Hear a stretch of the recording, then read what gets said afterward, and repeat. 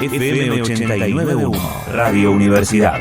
Dijimos que ayer, o hoy a la madrugada, mejor dicho, se terminó de aprobar la ley, esta nueva ley para los alquileres, teniendo en cuenta que estamos con una emergencia habitacional hace ya bastante tiempo y donde hay mucha incertidumbre para los inquilinos, también para algunos propietarios, diferenciando a las grandes constructoras de aquel que a lo mejor tiene una o dos viviendas para alquilar y de allí tener una renta. Pero se aprobó esta ley en diputados, estuvo bastante dividida la votación. Y la pregunta es cómo va a ser la indexación, ahora con un nuevo índice, el de la casa propia, cuándo se va a implementar, qué pasa con los contratos que ya están en curso. Bueno, de todo eso vamos a hablar con alguien que sabe mucho y que representa a los inquilinos, es coordinador del movimiento de inquilinos a nivel nacional, Maxi Vitar, quien ya está en contacto con nosotros. ¿Cómo estás, Maxi? Aquí Guille Toibero y Andrea Landi, te saludamos. Landi, ¿cómo andan? ¿Todo bien? Un saludo para usted y la audiencia. Muchísimas gracias. Bueno, imagino que te habrán consultado mucho hoy porque es un tema que preocupa a muchos que hoy están alquilando cuando, bueno, ya la vivienda propia está al menos en este momento, cada vez más lejos y también alquilar está muy complicado. ¿Esto viene a solucionar el problema de los alquileres, Maxi? No, la realidad es que para nosotros esto no viene a solucionarlo porque lo que siempre hemos planteado que la discusión esta tiene que ser integral. Nosotros hemos discutido durante muchísimo tiempo que ha sido una victoria del mercado inmobiliario en reducir y simplificar este problema y la delicada situación habitacional que vivimos nosotros y más en materia de alquileres, a la modificación o por culpa de una ley, o ni siquiera de toda una ley, sino de 2 o 3 artículos.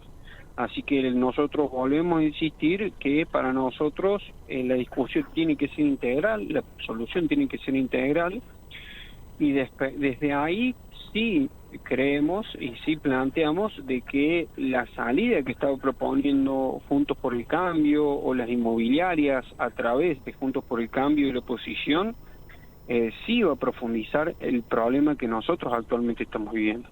Imagínense de que con esta discusión de la libertad de mercado, la retracción de la oferta y esta teoría del derrame aparente en donde cada vez si el propietario gana más, eso va a implicar que va a haber más oferta y esa oferta va a implicar que bajen el precio de los alquileres, no sucedió. Y nosotros estamos yéndonos a un nuevo ordenamiento jurídico, una nueva ley donde tenemos contratos de 2 años, contratos en dólares, contratos con un ajuste cuatrimestral de acuerdo al índice que definía el propietario, que en esta situación podía ser el dólar, el índice del precio de la construcción, el índice de inflación. Y obviamente algo que preocupaba mucho más era la posibilidad de que se puedan adelantar alquileres. Así que si bien esta modificación no brinda una solución, porque creemos que la solución tiene que ser integral, sí plantea un freno a un ajuste inmobiliario que venían imponiendo o querían imponer las inmobiliarias y Juntos por el Cambio. Bien, Maxi, y a ver, vos estás hablando, y esto lo mencionas varias veces, la solución integral, ¿cuál sería para ustedes? Y primero ante todo nosotros tenemos que tener un órgano de control. No podemos seguir discutiendo letra muerta en la Argentina en materia inmobiliaria. No puede ser que acá nosotros tengamos una ley que está vigente hace 3 años y cuando uno va a sentarse a renovar un contrato, buscar una nueva vivienda, tengamos el beneficio o la suerte o sentirnos privilegiados porque nos están ofreciendo un contrato dentro de la ley. Claro. Y no pase nada. Estamos nosotros viviendo por lo menos los últimos meses en una ley de la selva. Entonces tenemos que haber un órgano de control a nivel nacional y a nivel provincial. Y a ver, los contratos no tienen que estar fiscalizados por AFIP, y esto no se modificó en esta nueva ley, y supuestamente tienen que estar declarados, sino también los inquilinos pueden hacer una denuncia o no. ¿Cómo es el tema? La fiscalización AFIP sirve para un registro, para saber realmente en términos, si uno quiere hablar de políticas públicas, saber cuántas familias son las que están alquilando, cuántas viviendas son las que están en alquiler, cuáles son las viviendas que están vacías. Ahora no hace un control legal de cómo está ese contrato, es solamente la registración. Y obviamente esa registración tiene un costo fiscal, pero lo que tiene que hacer el control es el Estado. Yo puedo tener registrado un contrato que no cumple con la ley. Claro. Porque es simplemente una registración en AFIP. Justamente, Maxi, me parece que ese es el gran problema que está teniendo el Estado, no solamente con esto, sino con todo, ¿no? Porque, digo, saca leyes espectaculares, o no espectaculares, pero por lo menos que tirarían para el lado de los justos, pero si después esas leyes sirven para acomodar poner el libro, para poner la televisión arriba, no sirven para nada, ¿no? Porque, yo te puedo nombrar la ley de alquileres que estaba, la ley de góndolas, la ley de la rúa en el fútbol. Hay un montón de leyes que no se aplican y no se controlan tampoco. Y bueno, el problema es ese. Incluso a nosotros nos pasó con el decreto de alquileres.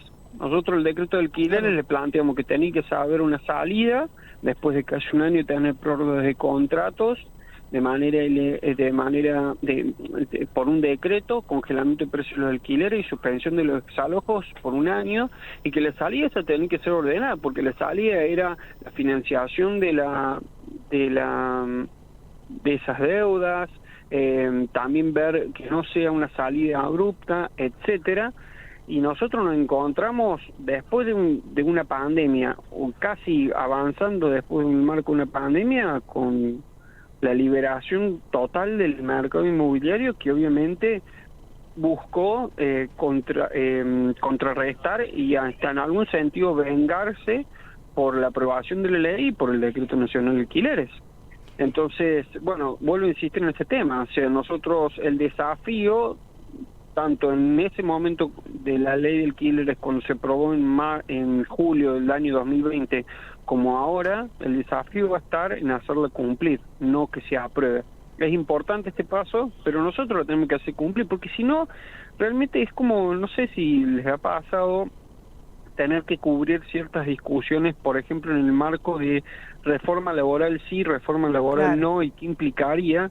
Bueno, sería como que nosotros estuviéramos discutiendo una reforma laboral y no tuviéramos un Ministerio de Trabajo, con lo cual discutir que nos den 5 días más de vacaciones o 5 días menos de vacaciones, si nos dan 2 y no pasa nada, estamos en la misma situación con respecto a los alquileres. Y a ver, esta ley que hasta que no salga en el boletín oficial y también se vea cómo se instrumenta, donde a lo mejor no hay algún órgano que fiscaliza, esto no se sabe, pero al menos en la ley no está. ¿Cuáles son las modificaciones que tiene? Aparece un índice para indexar cada 6 meses, sería, que tiene que ver con el índice de casa propia. ¿Nos podés contar de qué se trata? El índice de casa propia actualmente se utilizan para los créditos Procrear.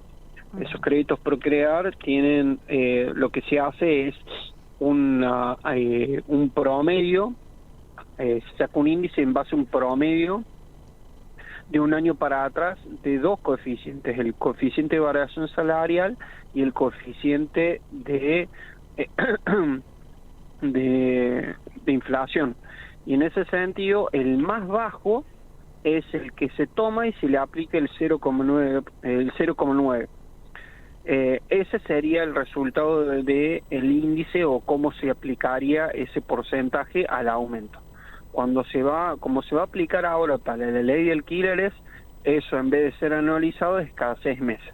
Hoy más o menos está dando un 37, un 39% de acá en adelante. O sea, el que firme un contrato hoy va a tener un ajuste más o menos de acá a 6 meses entre un 37 y un 39%. Claro. Contra el 54% que estaba dando la ley de alquileres actual, y contra el 40% cuatrimestral que estaba planteando el mercado inmobiliario. Claro. Y a ver, pero la pregunta sería, vos decís, bueno, tenemos que hacer que se cumpla, ¿no? Pero ¿cómo se hace cuando el mercado está reducido? Es decir, cuando oferta y demanda están desequilibrados, cuando a lo mejor el inquilino no hace una denuncia, pues decir, bueno, o no me renuevan o no me alquilan. Porque ahí, viste, hoy que como muchos laburador negro, ¿viste? claro, que que veces... muchos hablan de, bueno, dejen en libertad, ¿no? O que las negociaciones se puedan hacer en libertad, pero la libertad tiene que estar equilibrada, porque si estamos condicionados, en realidad no elegimos libremente. ¿Cómo hacen hoy los inquilinos? Y bueno, la realidad es que por eso nosotros creemos que la discusión tiene que ser integral. Nosotros de ahí tenemos que avanzar con qué sucede con...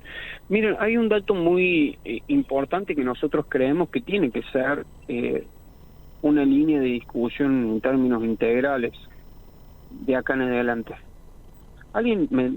Yo vengo preguntándolo, pero alguien me puede explicar cómo puede ser que nosotros hemos tenido el desarrollo inmobiliario en los últimos 20 años en la Argentina, donde ha aumentado incluso por encima de lo que ha sido el desarrollo poblacional, y no ha tenido repercusión en dos cuestiones muy claras para mí. Primero, que haya más propietarios, o en su defecto, que paguen un alquiler. O sea, hoy estamos en un proceso que cada vez estamos destinando más de nuestro salario en pagar el alquiler, y además estamos en un proceso en que cada vez hay menos propietarios. Claro. Del 2001 para acá hemos ido en proceso de creciendo, que hoy estamos en la misma proporción que en el año 70. Sí, Entonces, mencionábamos esto. La discusión de fondo... No, decía Maxi que claro, que mencionábamos esto, porque por eso digo, hay que hacer una diferenciación muy grande entre esto que decís, ¿no? Entre aquellos que tienen desarrollos inmobiliarios, que son los que construyen en pesos y después te cobran las viviendas en dólares.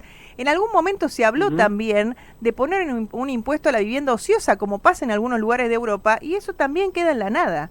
Porque eso también sería un incentivo para que, bueno, se pongan más viviendas en el mercado, y el mercado también, aquellos que creen en la mano invisible, que nunca es invisible, bueno, pueda regularse solo, ¿no? Con mayor oferta. Y bueno, por eso nosotros creemos que desde ahí tiene que ser la discusión integral. La discusión integral tiene que ser que si van a generar beneficios fiscales para la construcción de viviendas, que esa construcción de viviendas sea para alquilar, no para que las compren los mismos de siempre, porque hoy tenemos beneficios fiscales, el Estado no cobra beneficios fiscales, no cobra impuestos para que haya desarrollo inmobiliario, y desarrollo inmobiliario es en condiciones de lujo. Entonces, ¿de qué sirve que el Estado fomente la construcción de viviendas de lujo si nadie puede acceder, o compran los mismos de siempre, o en su defecto que eso termine alquilándose a valor del dólar? Entonces yo creo que la discusión también tiene que ir en ese sentido. Construcción de viviendas para alquilar, que tenga una participación. Miren, yo veo algo muy contradictorio, donde el derecho la universalización del derecho a la educación, la universalización del derecho a la salud, está garantizado por parte del Estado y tiene participación privada. ¿Por qué en materia de acceso a la vivienda en Argentina tiene que regularse en base a las leyes del mercado? ¿Por qué el Estado no puede estar presente? ¿Por qué es un error estar presente si no es un error para garantizar la educación y la salud? No, cuando aparte se reconoce también como derecho a la función social que tiene la vivienda, ¿no? Es un derecho también la vivienda. Bueno, eso es una discusión mucho más profunda, pero sí, o sea, hoy tenés en Viena que casi el 40% de las viviendas están definidas en un precio por parte del Estado, porque comprende la función social de la vivienda, no una función de mercado. Y en esto también quiero ser claro, porque no es contradictorio y no es en contra, como hablamos recién, de los propietarios. Porque cuando se reguló de manera integral, se puso precios máximos del impacto del alquiler en el salario promedio de un inquilino o un peón rural, donde se avanzó en la creación de una cámara del alquiler, que aquellas viviendas que no se ponían en alquiler las ponían en alquiler del Estado, y en ese sentido desde ahí garantizaba la oferta. Había la vivienda ociosa. Todas esas iniciativas no solo generó que pasaran del 25% del impacto de un salario que tenía un trabajador o trabajadora inquilina a un 4%. Y no solamente eso generó, sino que nosotros, a su vez, en la Argentina aumentó más de un 25% la cantidad de propietarios en el mismo periodo. Entonces no es una contradicción o algo contradictorio de decir que queremos regular los alquileres y que eso no implica que estemos en contra de los propietarios. No, nadie está en contra de los propietarios.